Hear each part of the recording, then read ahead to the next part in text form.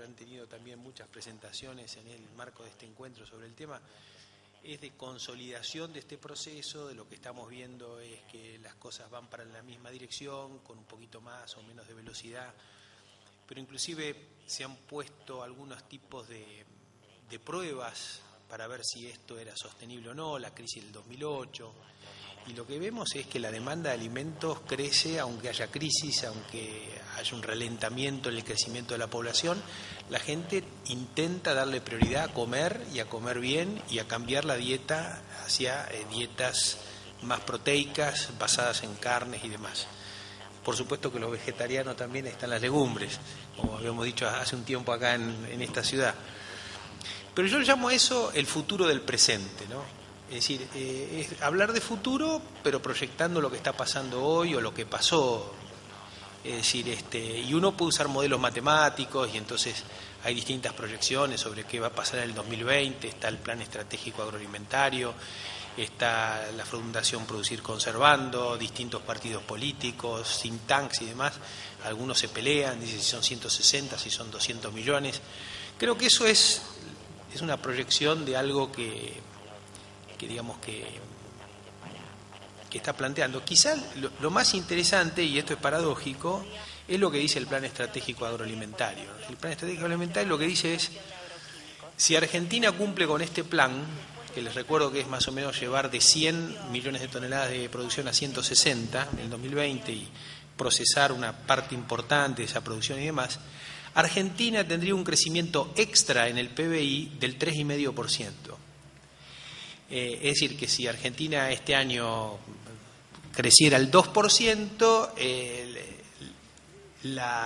lo que está descrito en el PEA haría que Argentina, en lugar de crecer el 2% por año, creciera el 5,5% por año, más o menos eso.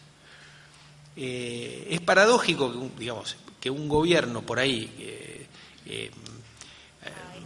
haya generado ciertas políticas que es sabido por todos, digamos, que han deteriorado la capacidad de crecimiento, reconozca a través de un trabajo que entiendo yo que está muy bien hecho y además fruto de un consenso muy amplio, pero que le diga, creo que es la primera vez que se dice en un papel así formal, que la agroindustria puede generar por sí el 3,5% de crecimiento del PIB por año.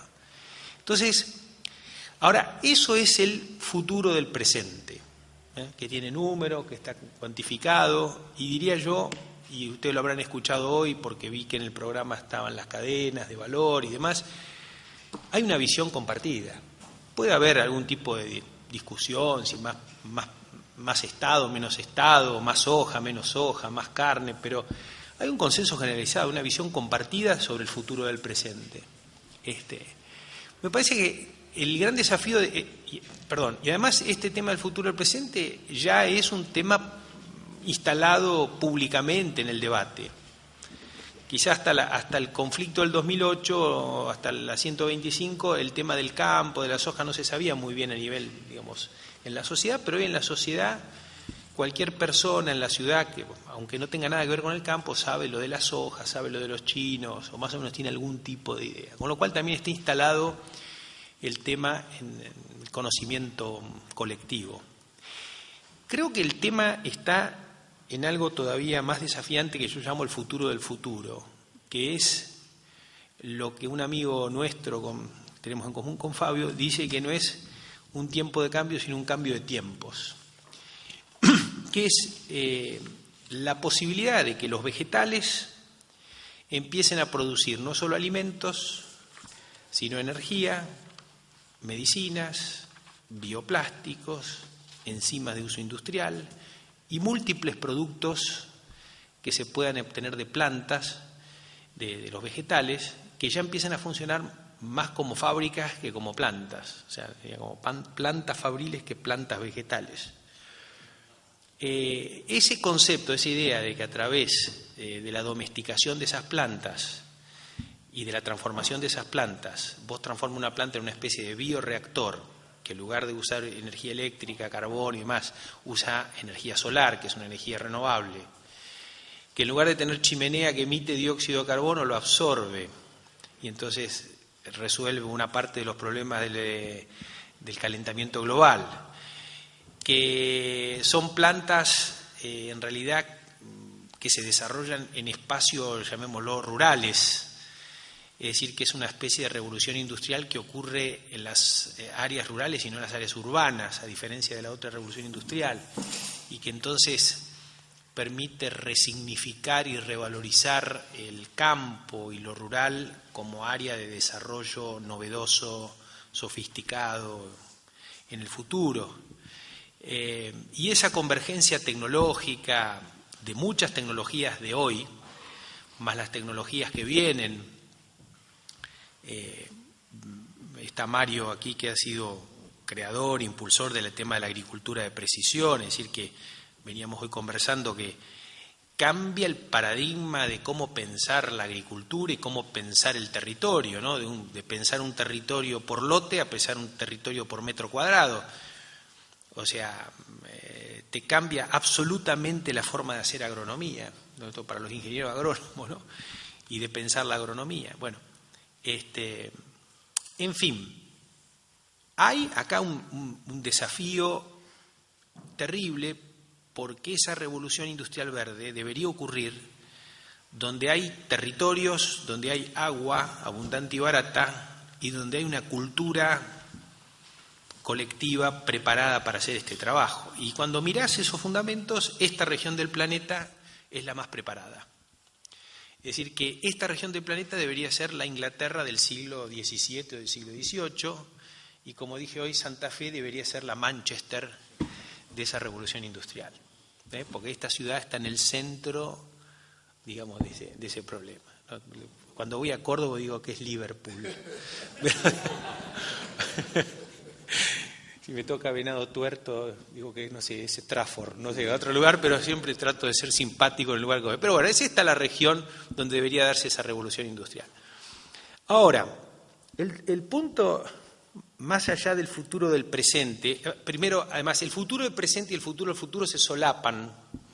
No es que empieza y termina y empieza otro, sino que podemos pensar con tranquilidad el futuro del futuro porque existe el futuro del presente. Es decir, porque podemos ir produciendo, podemos generando valor, podemos generando desarrollo, lo que está en el PEA, y en paralelo ir pensando y desarmando y diseñando ese futuro del cual estábamos hablando. Es decir, que eso estamos en inmejorables condiciones. El laboratorio de Raquel y lo que tienen ustedes acá es un laboratorio donde se está inventando el futuro, donde se están haciendo ese tipo de plantas.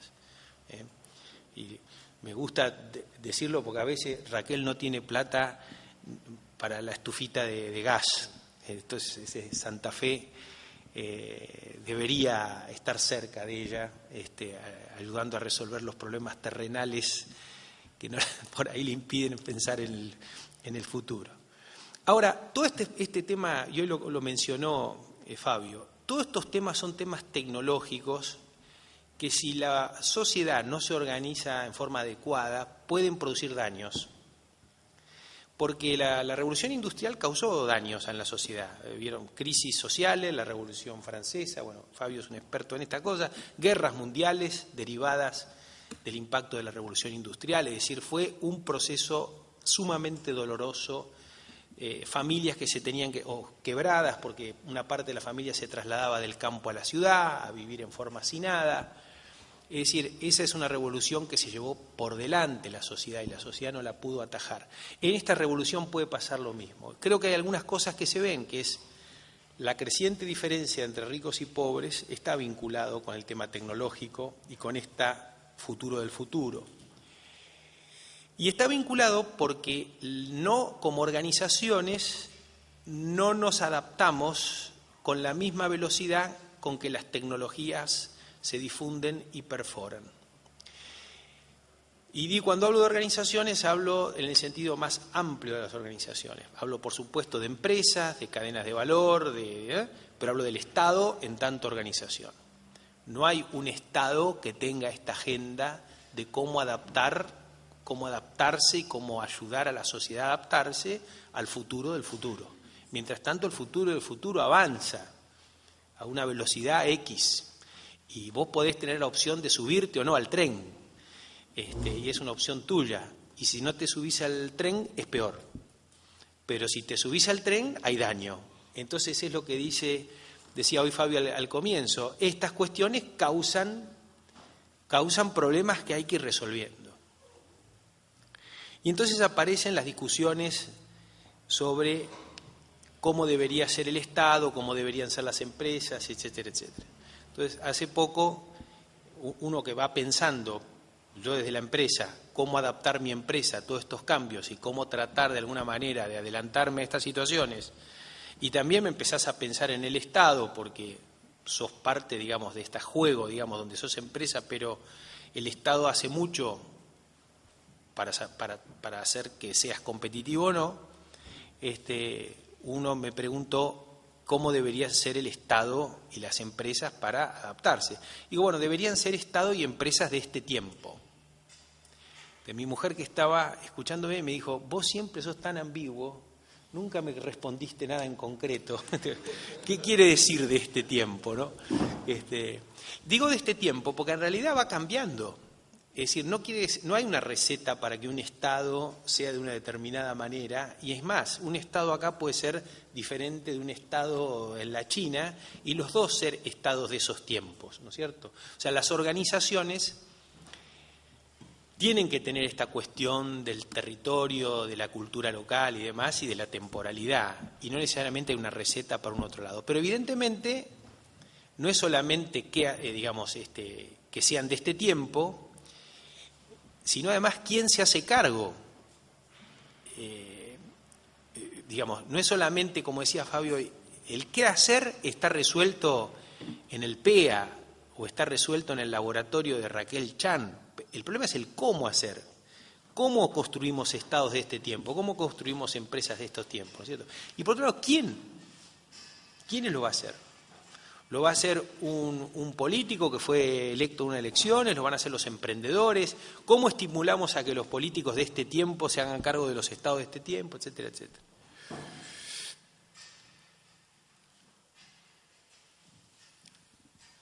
En el fondo, la discusión que está tomando cada vez más centimetraje, digamos, en los medios y demás, sobre el tema del capitalismo, si el capitalismo sí, si el capitalismo no, el daño que... En el fondo, de alguna manera, instala en el debate público estas cuestiones que traigo acá. ¿Es el capitalismo el responsable de los problemas o la falta de capitalismo es la responsable de estos problemas? Si es la falta de capitalismo, ¿cómo describimos? ¿Qué debería tener un capitalismo para que dé lo mejor de sí? Entonces, hay algunos economistas que dicen que, bueno, no puede haber capitalismo sin un Estado. O sea, cuando el Estado es débil, el Estado no puede resolver los problemas que crea el capitalismo, que es un problema, digamos, que el capitalismo estimula el mérito, pero no resuelve el problema de la inclusión y de la equidad y la igualdad de oportunidades. Eso tiene que ser compensado de alguna manera. ¿Cuál es el tamaño ideal de un Estado? ¿Hasta dónde pueden resolver las cosas las empresas? Cada vez el Estado empieza a hacer cosas que tienen que ver con la actividad privada, pero también hay movimientos donde la actividad privada empieza a ser política pública. Hoy se puede hacer política pública desde una empresa.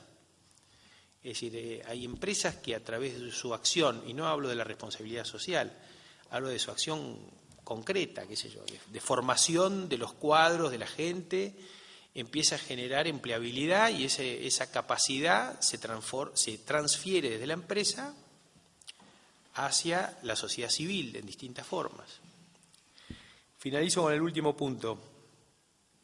Creo que además del qué, que es el futuro del presente y el futuro del futuro, el cómo, que es este capitalismo del siglo XXI con empresas, Estado y trabajadores de este tiempo, quiero dejar una reflexión también sobre el tema del propósito de las cosas, porque a veces pensar en esta turbulencia de cosas que se nos vienen encima nos hacen olvidar del propósito de la cosa. Un amigo común que tenemos con Fabio dice que el propósito de la política, el propósito de los negocios, el propósito de las instituciones es crear dignidad.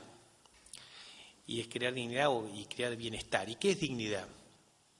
Dignidad es darle a la gente la capacidad de ser libre, es darle a la gente la capacidad de ser autónomo, de ser empleable, de ser emprendedor, de ser solidario, de ser saludable. Eso es dignidad.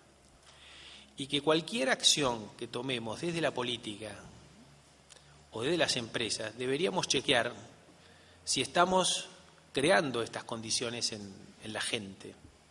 Es decir, tomar el caso de la asignación universal por hijo, ¿no?, como política pública aceptada por todos o la mayoría y que todos nos gusta. La asignación universal por hijo genera gente más libre, hace a la gente más empleable, hace a la gente más emprendedora, hace a la gente más saludable, más solidaria. Bueno, la actividad que realizo yo en mi empresa, en Los Grobos, hace a la gente más libre, más solidaria. Sería como una especie de checklist del sector público y del sector privado para saber si el propósito de las cosas está cumplido o no está cumplido. Y pienso, y esto lo digo como empresario, los empresarios hasta ahora nos hemos dedicado a crear empresas, dar empleo, pagar impuestos. Hace un tiempo empezamos a ocuparnos de las consecuencias, de los problemas, la responsabilidad social, Creo que llega el tiempo también de ocuparnos de las causas, no solamente de las consecuencias. Y en la causa de los problemas está la creación conjunta del sector privado, las políticas, la sociedad civil, de un Estado de este tiempo, de empresas de este tiempo y de trabajadores de este tiempo. Muchas gracias.